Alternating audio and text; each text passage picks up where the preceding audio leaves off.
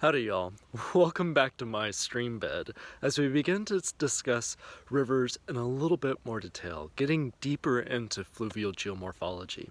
Last class we talked a lot about basins and we talked a little bit about stream flow, but we didn't necessarily discuss how rivers get the shapes that they have, except maybe talking a little bit about headwaters and the different sorts of patterns that we see with rivers. In this class, we're going to be delving into the actual physical mechanics. What causes a river to have a bend? What causes a river to have a shoal, an area where it's sort of built up a little bit more? Or if we look over here, what causes a river to have the ability to cut away the side of a bank, just like this one has? So without further ado, why don't we go ahead and get started? All right, before we delve into today's class, let's take a little bit of time and reflect on what we learned in our previous class. Speaking directly to this idea of fluvial geomorphology. We talked about geomorphology in depth, and then we sort of tiptoed into the world of fluvial geomorphology, the way that rivers change landscapes. After that, we began to learn about some of the key words that are involved in thinking about fluvial geomorphology. And these are ideas and concepts that geographers use all the time, such as the idea of a drainage basin. We learned how to calculate drainage density, and we explored the 5 some odd drainage patterns that you might encounter at some point on your exam. Recall that drainage basin, watershed, and catchment area practically mean all the same thing. So if you see those words, just know that they can be swapped out interchangeably. Again, that's drainage area, watershed, and a catchment zone, catchment area, all mean more or less the same thing. After that, we explored stream flow characteristics and learned the discharge formula. We also took a look at velocities, where to calculate the highest stream velocities, lowest stream velocities, took a look at hodographs and what they mean in relationship to streams and rivers. We talked about stream erosion, the 2 main types of stream erosion, one related to hydraulic action, the other related to abrasion. And we examined sediment load, which is how much sediment is in a stream or river, and whether that sediment is suspended in the stream or floating around the bottom or saltating along the bottom, if you will. And then the final thing that we took a look at was how streams change in response to mountain building. And we say that we can see either rejuvenation, especially if this is in the headwaters of a particular river, or we see incision, which is just the way that a river keeps deepening its own channel deeper and deeper and deeper. And the picture that I showed there of the Grand Canyon is one of those great examples of the Colorado River incising into the landscape. So what happens further downstream from these locations? Well, one of those things that we begin to notice is that rivers in general tend to take on this sort of a wavy pattern, what we refer to as a meandering river or meandering kind of pattern. It almost looks and sort of acts pretty similar to a sine wave. For those of you who are taking math classes right now, don't worry, I'm not going to ask you to remember any formulas associated with sine waves, but it's just sort of interesting to see how this pattern emerges. And we see this all across the world. So how does that happen? Well, when I've taught fluvial geomorphology in the past, I've used a cute little video that I think does a fantastic job explaining this, perhaps even a little bit better than your textbook. So we'll go ahead and watch that right now. Compared to the whitewater streams that tumble down mountainsides, the meandering rivers of the plains may seem tame and lazy. But mountain streams are corralled by the steep walled valleys they carve. Their courses are literally set in stone. Out on the open plains, those stony walls give way to soft soil, allowing rivers to shift their banks and set their own ever-changing courses to the sea, courses that almost never run straight. At least not for long, because all it takes to turn a straight stretch of river into a bendy one is a little disturbance and a lot of time. And in nature, there's plenty of both. Say, for example, that a muskrat burrows herself a den in one bank of a stream. Her tunnels make for a cozy home, but they also weaken the bank, which eventually begins to crumble and slump into the stream. Water rushes into the newly formed hollow, sweeping away loose dirt and making the hollow even hollower, which lets the water rush a little faster and sweep away a little more dirt, and so on and so on. As more of the stream's flow is diverted into the deepening hole on one bank and away from the other side of the channel, the flow there weakens and slows. And since slow-moving water can't carry the sand-sized particles that fast-moving water can, the dirt drops to the bottom and builds up to make the water there even shallower and slower, and then keeps accumulating until it becomes new land on the inside bank. Meanwhile, the fast-moving water near the outside bank sweeps out of the curve with enough momentum to carry it across the channel and slam it into the other side, where it starts to carve another curve, and then another, and then another, and then another. The wider the stream, the longer it takes the slingshotting current to reach the other side, and the greater the downstream distance to the next curve. In fact, measurements of meandering streams all over the world reveal a strikingly regular pattern. The length of one S-shaped meander tends to be about 6 times the width of the channel. So little tiny meandering streams tend to look just like miniature versions of their bigger relatives. As long as nothing gets in the way of a river's meandering, its curves will continue to grow curvier and curvier until they loop around and bumble into themselves. When that happens, the river's channel follows the straighter path downhill, leaving behind a crescent-shaped remnant called an oxbow lake. Or a billabong. O un lago en herradura. Ou un bras mort. We have lots of names for these lakes, since they can occur pretty much anywhere liquid flows, or used to. Which brings up an interesting question. What do the Martians call them?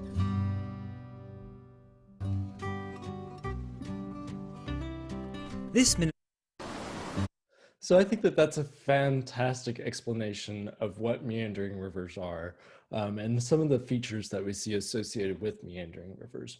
One of the most famous meandering rivers that is famous mostly because it leaves really detailed and in-depth scars in the landscape is the Rio Negro.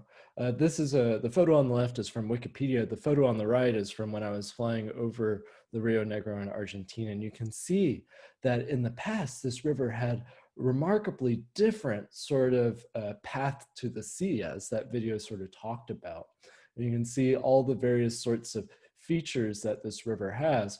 And specifically, we can see that the main channel of the river, let me see if I can get this to work. Yeah, the main channel of the river is right through here.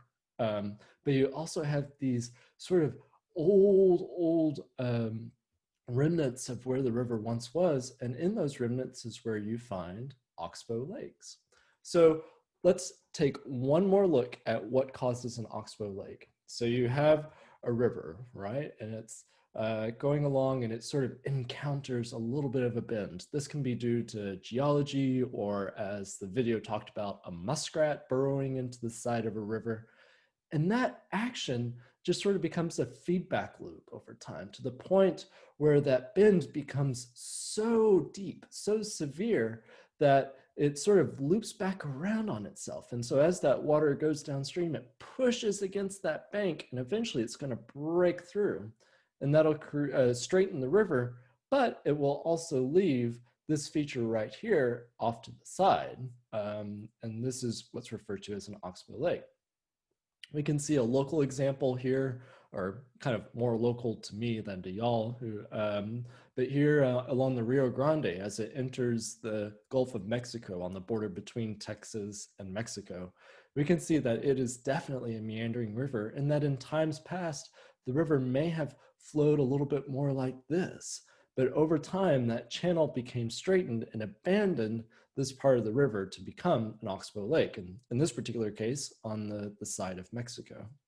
So that gives you a little bit of a taste for oxbow lakes. We'll examine them a little bit more. We can see that often oxbow lakes are the result of seasonal or high seasonal flow. And this is definitely the case with the Rio Grande as well as the Rio Negro. In both of those examples, they're fed by snowmelt. And so for 2 to 3 months out of the year, you're going to have really high flow, really high discharge, if you will.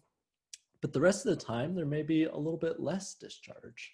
And in which case, that sort of flooding and then non-flooding, flooding, non-flooding, that cycle is what tends to push on the side of the riverbank and create those oxbow lakes. Here's another graphical example of how to create an oxbow lake. You can see here you have the stream and it's pushing against this bank, and then just as the video explains, the momentum of that of trying to make that curve carries over to the other side, so it pushes against this side, and then you have the momentum again that's pushing against that side. And so over time that erodes the sides of the banks and ultimately creates an oxbow lake. Now, oxbow lakes are pretty cool, not only because of the role that they play in ecology, but also in political boundary making and political geography. So as a political geographer, I guess perhaps more specifically as an energy geographer, I get pretty excited about boundaries and borders and the ways that the ecology can really impact the human-built environment. And so we have an example here. This is Carter Lake, which is a settlement here that's between Omaha and Omaha's airport. The settlement in the area of Carter Lake began prior to 1877, but that was when the Missouri River actually traveled kind of like so, up and around Carter Lake, and then back down to the south, sort of and the river re-entered the current channel just north of downtown Omaha, Nebraska. And so everything that was to the west of the river belonged to Nebraska, and everything east of the river belonged to Iowa. So in this particular case, before an event occurred, when the river was sort of like this and looping around and coming back in, Carter Lake was most assuredly part of Iowa.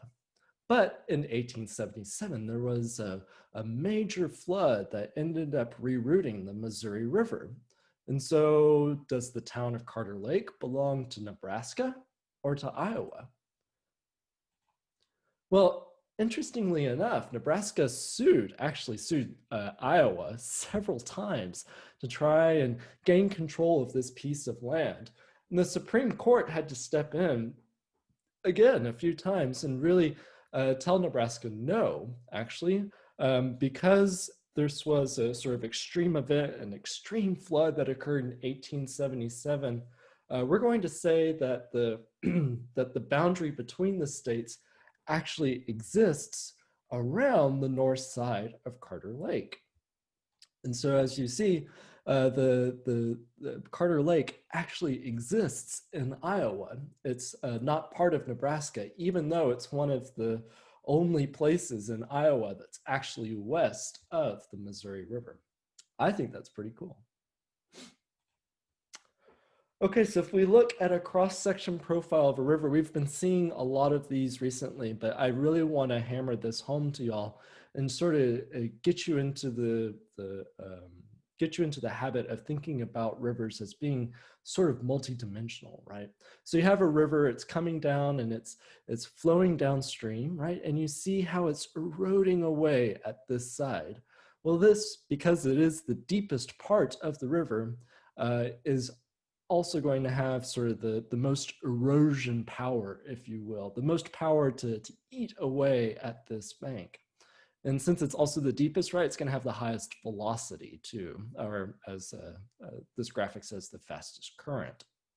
If we look over here on the left side, this area is, because it's a lot shallower, it's going to have a much slower current. And therefore all the sand and some of the rocks that are kind of floating along in the river are going to be deposited out because the velocity of the river is much slower over here on the left side. So if we were to take a quick look at this particular photograph and I were to ask you, what is the fastest part and what is the slowest part? Well, this is a photo that I took on the Pecos River that's out in West Texas. And we could say, okay, this area over here on the left side looks very, very shallow. While this area over here looks like it may hold the main channel of the river. And so we could say with quite a bit certainty that this area over here is going to be the fastest part of the river, whereas this area over here on the left side is likely going to be the slowest part of the river. And again, we can do that based purely on the depth of the cross section of the river, right? Looking at depths here. What about in this particular case? Where would you see erosion or deposition? This was a photo I took from a helicopter that I was flying in while I was in Hawaii a couple of years ago. And so we can see here we have this river, it's coming along, it's eating away at this bank, and then it comes around and makes this next bend, and it's sort of eating away at this side of the bank. So where would we see erosion? Well, erosion would most likely occur right along in here. And this is where the water has the most inertia, right? It's coming downstream and it strikes that edge. And then it's going to bounce off and sort of strike this edge through here. And it's going to bounce off and it's going to strike that edge way over here on the far left side of the screen. So anytime we see this sort of outer curve, that's where we're going to see the erosion. So up here in the upper central part, maybe back over here along this, this lower part of the photograph. And then maybe if this river continues a little bit more and it makes a stronger left turn, maybe back over here. Now, where would we see deposition? Well, it would just be on the bank opposite of where you see erosion. So that would be on this side over here. And in fact, you can sort of see a little bit of that here, right? You can almost make out the fact that this river probably used to flow a little bit more through here, but over time it has been shifting further and further and further to the left. And as a result, you have this sort of built up riverbank right here. And so in this turn here, where would we see deposition? Well, most likely we would see sediment depositing out of the river right around in here. So one of those topics that I would like to talk about right now is the idea of the natural levee and how a natural levee forms. So I'm just going to draw out a quick cross section of a river, right? Here we go. This is sort of the river. We're going to put in the water level, which is going to be right about there. So under normal circumstances, you have a sort of the stream bed right here. You have the river flowing through it. The waters are up to here. They're not exceeding the banks. But what happens whenever you have a flood? So let me reproduce this river here. And the water levels are like so, just a little bit above the banks. Well, what happens is as this river water comes downstream, it's going to begin to slow down in those areas where it's a little bit shallower, because as we've been talking about, and the area where you see most erosion is where the river is the deepest. The areas where you see the most accretion or deposition of sediment is the locations where the river is the slowest. So as it breaks its banks, what you find is that the river is going to begin to deposit little bits of sediment right here on the sides of the river. This is whenever you have a flood, right? And so that whenever the river sort of returns back to normal, you're left with this little bit of a levee system that hops down, right, comes back up, boom. And the river is back within its banks, but this buildup of sediment that occurred during the flood sort of stays in place. And frankly, it's a little bit of a feedback mechanism, right? So if you're at this point, and say another couple of years from now you have another flood. Well, if the floodwaters are just a little bit higher than it was before, then that sediment is going to keep building up and building up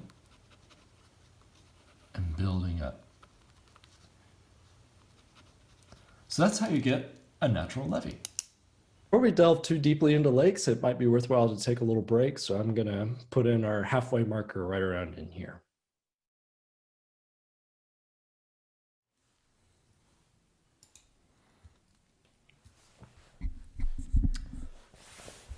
All right, welcome back to the second half of today's class. So we've been talking a lot about fluvial geomorphology and the way that rivers change landscapes, but one of those shortcomings in your textbook is the fact that it really doesn't discuss much about lakes. And I know lakes seem like a super intuitive thing to know about, seems like something that everyone sort of has a basic understanding on. But frankly, I think it's really important that you have a little bit more of a scientific understanding of lakes, as well as their impacts to ecosystems and society in general. So we know that lakes come in lots of different shapes and sizes. And just generally, we can sort of classify lakes into several different categories. We talked earlier in this class, this specific class, about oxbow lakes and the way that meandering rivers can create an oxbow lake. We've also talked a little bit about volcanic lakes earlier, especially when we were talking about a crater lake, which is the lake that was formed in the caldera of a volcano in Oregon. Crater Lake is, of course, just one example. There are lots of other volcanic type lakes that exist all around the world. There are barrier lakes, which occurs when you have the natural damming of a river by, for example, a landslide. We can also think of like a beaver coming along and creating a barrier that way. In both those cases, it's a very natural process. So if you have a mass movement, say a rock avalanche or something along those lines, and it dams up the river, that's when you have a barrier lake. And then the final sort of natural lake that we have in mind is the meteorite lake, which are lakes that are caused by meteorite impacts, which I think is super duper cool. And we have an example of a meteorite impact lake right here off in this photograph here from Russia. You can see that the usually associated with meteorite impact lakes, you have a sort of a more circular origin or circular design. And of course, the type of lake that we're going to be talking most about today is going to be the anthropogenic lakes. And these are lakes that have been formed by society to fill a specific purpose. Now, what is the importance of anthropogenic lakes for society? Well, an example would be right here, just looking at this particular dam that I took a photo of in Costa Rica. You can see that there's a lot of water coming through this dam. If you go into the inside of this dam, and I can show photos perhaps in another class, there's a lot of machinery that's in there, and that machinery both manages the water level in the back of the lake and makes sure that there's clean drinking water back there, as well as there's a lot of power generating turbines back there. And so we're going to talk more about hydroelectricity here in just a minute. But broadly speaking, anthropogenic lakes are good for creating places for drinking water, as well as cooling down power plants and generating steam. So if you have a coal power plant or a natural gas power plant or a nuclear power plant, all of those power plants rely on the creation of steam. Well, if you have a lot of heat, as you do whenever you burn coal, burn natural gas, or collide atoms together, what you need to make steam is, of course, a lot of water. And so generally power plants are constructed right next to lakes, or at least in a location where they have ready access to a lot of fresh water, so that they can be, so that you can go ahead and create that steam necessary to turn the turbine which generates electricity. Anthropogenic lakes are also super helpful in terms of controlling flooding. And frankly, this is part of the reason why we don't see as many major floods in the United States as we have historically. What do I mean by this? Well, a lake is able to back up a river, and for lack of better words, control, in quotation marks, I'm not a humongous fan of that word, but control a river. So if a river is dry for a long time and then it floods, that water can be backed up behind the dam as opposed to just continuing that flooding downstream. And then that dam can slowly release the water over time. So that's what I mean by control flooding. Dams also generate lots of electricity and or mechanical power. And so nowadays we like to think of dams as being a critical source of electricity. But dams have historically also served the same purpose, except for sawing down logs or using that mechanical motion to mill down some grain to make flour. And then, of course, anthropogenic lakes are super duper important for recreation and tourism. There's a lot of folks I know in this class who are fishermen and anglers and really like to go out and go fishing. And of course, lakes are a perfect place to do that, especially in a sort of controlled environment.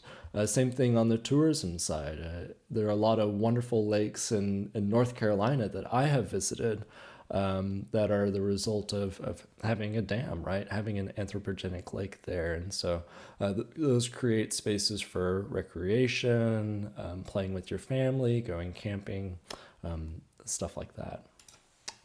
So I promised that we were going to talk a little bit more about hydroelectricity. So the first thing I'd like to do is just describe how hydroelectricity is generated. How do you generate electricity from an anthropogenic lake?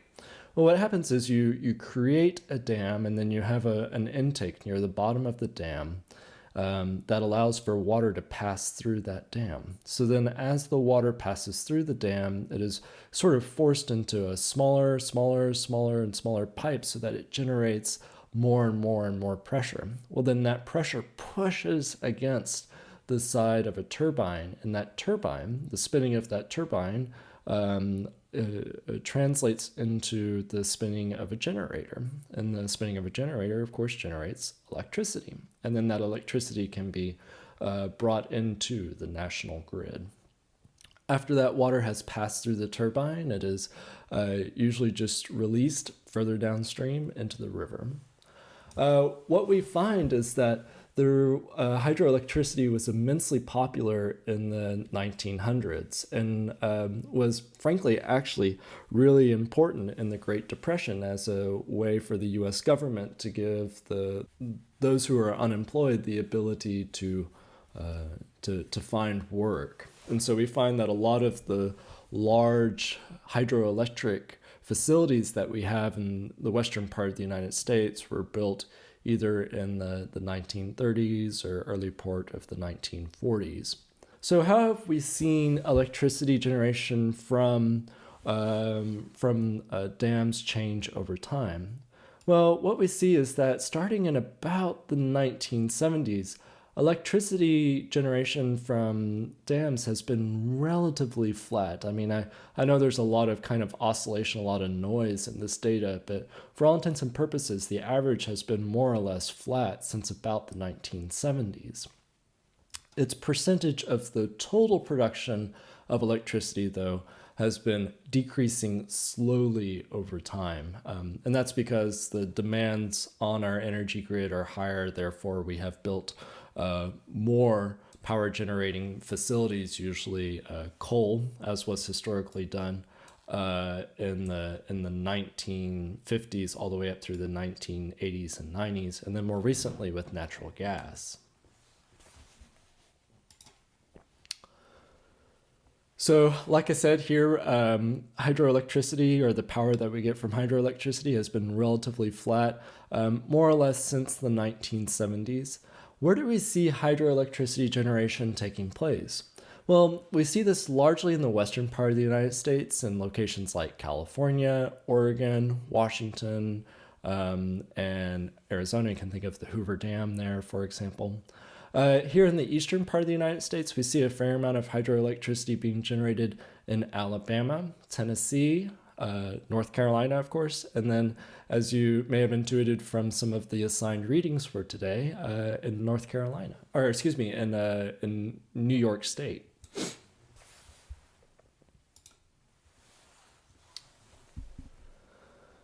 Okay, so now that we've sort of thought a little bit more about the positives associated with dam construction and anthropogenic lakes, why don't we talk a little bit more about what the impacts could be on nature? Now, of course, there are natural lakes, and so these impacts are relevant for both natural lakes and anthropogenic lakes, but it's worth remembering that natural lakes usually are much, much smaller than anthropogenic lakes, and usually are a little bit more temporary too. Anthropogenic lakes tend to stick, as you've been able to intuit, we build anthropogenic lakes to last for centuries. Natural lakes, on the other hand, may only last for as long as the obstruction is there, for as long as the Beavers Dam holds, or for as long as the rock avalanche, the rocks remain in place or aren't weathered away.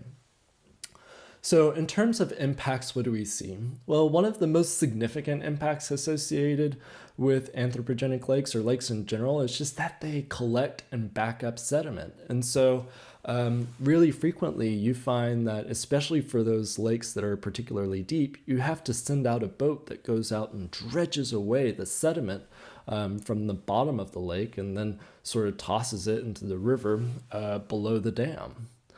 We also find that in certain circumstances, especially for large anthropogenic lakes, you end up destroying the ecology. And we can see an example of that right here. This is Hetch Hetchy Valley, which was one of the great environmental battles of the 20th century, which was fought over whether to install a dam in this area of East Central California. You can see this is what the valley looked like over here off to the right. Pretty beautiful, if you ask me, even in black and white. This particular battle pitted those who thought society should use nature as a resource versus those who saw nature as something that should be conserved. For those of you who go on to take an environmental politics course, you will learn about this historic debate that was between John Muir, who was a very famous environmentalist, and Clifford Pinchot, who was the first leader of the U.S. Forest Service. This debate, believe it or not, started in, I think it was around like 1907, 1908, pretty long time ago. But this debate went on for about 7 years until the U.S. government decided to sideline the environmentalist and build the reservoir in the Hetch Hetchy Valley.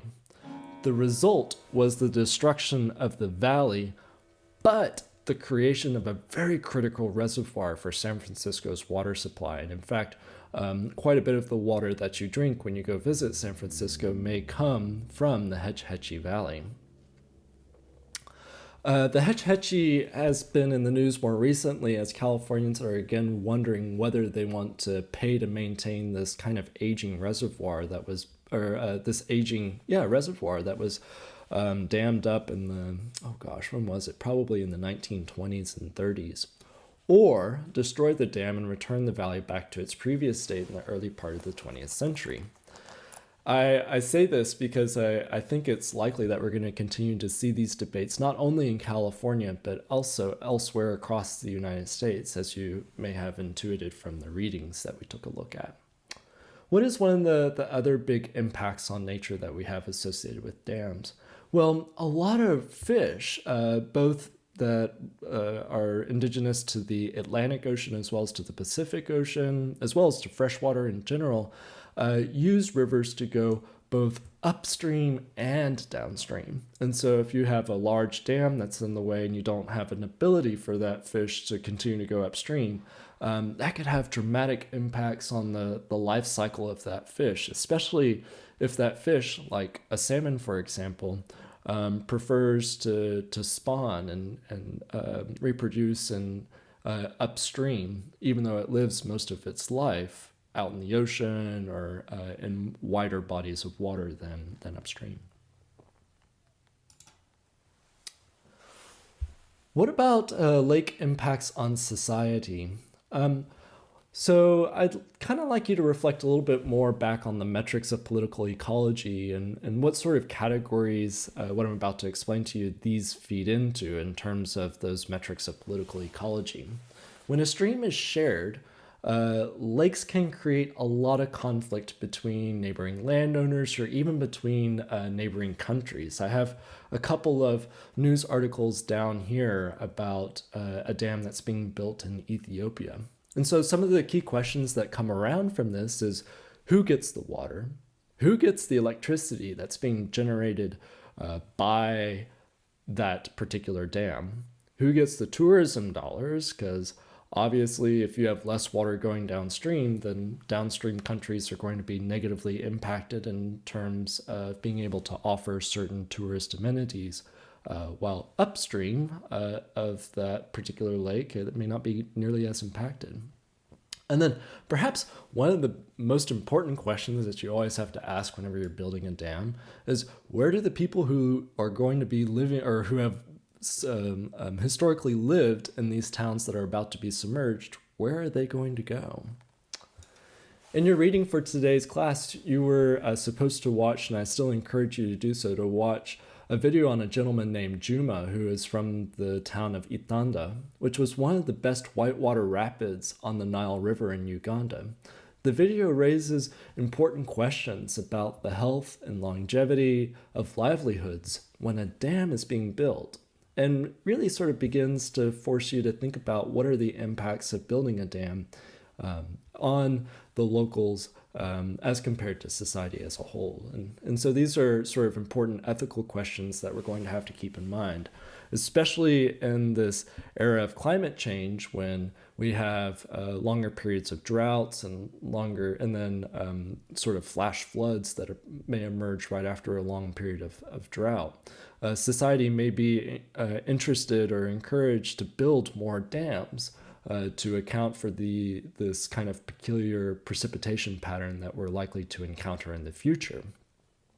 You, as a future citizen of the United States and frankly of the globe, will have to keep these various perspectives of debate in mind as you begin to think about, okay, do we need another dam? And if so, what will that look like? Who will it impact? What natures will that dam impact? What will be the impact for future generations? These are all critical questions that you should have in the back of your mind. So as you read in the readings for today's class, you know that hundreds of North Carolina dams are either in mediocre or poor condition. Many of you in the future will either be making decisions or impacted by policies related to dam maintenance and removal. The threats associated with a sudden and unexpected dam breach are immense for those who live downstream. It could be catastrophic to have a wall of water coming downstream, both in terms of the impacts to human life as well as to nature. So when we begin to think about this in terms of dam removal, we often sort of go back to this realm of science that's referred to as stream restoration. And stream restoration is just a set of techniques that's used to restore an aquatic ecosystem, and especially this is especially true rather in the context of dam removal. So whenever you do dam removal, you can't just remove the dam. You also have to account for the potential for erosion. You have to create a pathway for the sediment that's been building up for years to pass through. And you can't just sort of like topple the dam and expect fish that migrate upstream, anadromous fish, to be able to get through the maze of concrete blocks. You have to sort of account for that. And so I have an example here of a dam removal and stream restoration right near Chapel Hill, actually, at the Hoosier Dam site in Chatham County on the Rocky River, which isn't more than, I think, 15-20 miles away from Chapel Hill. The dam itself was constructed in the 1920s, around 1922, and produced power until recently when a fire tore through and burned the generator in January of 2016. The removal of this dam was partially financed by U.S. Fish and Wildlife as a way to help certain threatened aquatic species recover, such as the Cape Fear Shiner, which is, from what I understand, a threatened aquatic fish that you find in central North Carolina. So you can see some photos here from the dam removal. And then here in just a second, we're going to be taking a look at the video of what it looks like now that the dam has been removed. And this is, I think, about a year after the dam has been removed. There's no there's no sound associated with this video. And so as you watch this video, I'd kind of like you to think about a few different things. And for me, what I see in this video, in addition to stream restoration, is two very critical topics that we've already discussed. The first is going to be primary biological succession, right? The idea that a landscape sort of recovers in stages after a major event, be it a wildfire or a volcanic eruption. In this case, this whole area was submerged by water for nearly a century. So you can see we have primary succession going on here. This is a year after the dam has been removed, roughly, and so we can begin to see little grasses popping up here and there. I'm going to stop the video right here and also mention the secondary topic that I see of great importance in this particular video, and that is the idea of mass wasting events. Clearly, there was a mass wasting event where part of the sediment that had been built up for over a century had collapsed down into the river and is being carried downstream. And so just some things to keep in mind as we get closer towards the end of the semester and begin thinking about final exam questions. You can sort of begin to see how stream restoration begins to incorporate lots of different topics from earlier in the semester related to biomes, as well as related to more recent topics on geology and weathering. So the final topic I want to cover today is related to deltas. And deltas are just basically the mouth of the river where it enters a larger standing body of water. We often think about deltas in the context of rivers as they reach the ocean. And so here we have an example. This is the Roanoke River in Plymouth, North Carolina, and this is where it enters into the Gulf in the northeastern, or into a little bay in the northeastern part of the state of North Carolina. And so sometimes whenever rivers get right at the edge, right at the end, and they're about to enter into that larger body of water, they take on this sort of braided channel appearance. And we're going to talk a little bit more about what that means, especially when we get to glacial geomorphology, how glaciers change the landscape.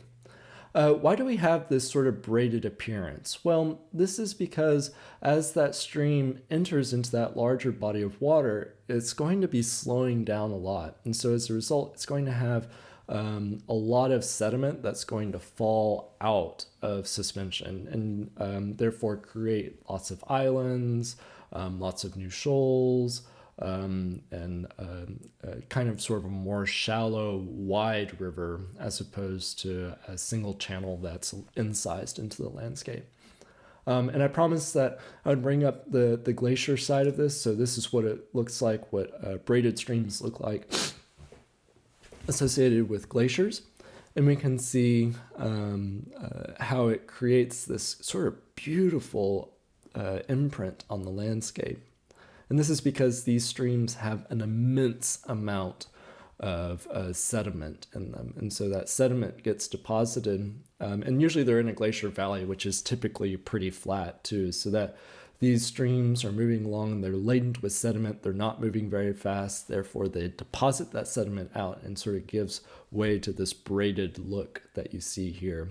This is a satellite image that I stumbled across as I was doing a little bit of research around Anchorage, Alaska, and I think it's just absolutely gorgeous.